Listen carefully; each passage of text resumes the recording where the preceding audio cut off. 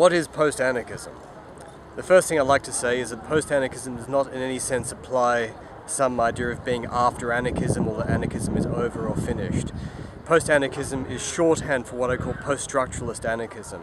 And what I mean by that is my theoretical attempt to renew 19th century anarchist thought through post-structuralist theory, in other words, through the theories of contemporary continental thinkers like Foucault, Derrida, Lacan, Deleuze, but also old 19th century theorists like Max Stirner and Friedrich Nietzsche. And I think the implication of all of these different thinkers is that we can no longer sustain the revolutionary meta-narrative which is at the heart of anarchist theory.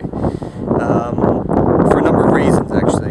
Firstly, because power relations today are much more dispersed and decentralized than they were in the 19th century. So there is no symbolic target, no symbolic center of power anymore. Secondly, because I think the subject of freedom, in other words, the individual or the notion of man who liberates himself from power, is no longer really thinkable today.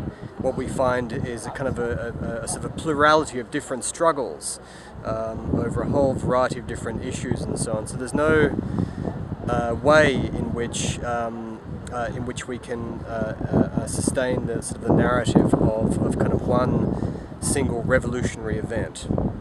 So the way I think about post-anarchism today, and the way in which I think it appeals to a number of different struggles, is to think about a much more pluralistic politics which kind of coalesces around different struggles. For instance, ecological struggles on behalf of the rights of so-called illegal migrants, for instance, struggles against austerity. I think, for instance, the Occupy movement is a very interesting example of a kind of contemporary anarchistic form of politics.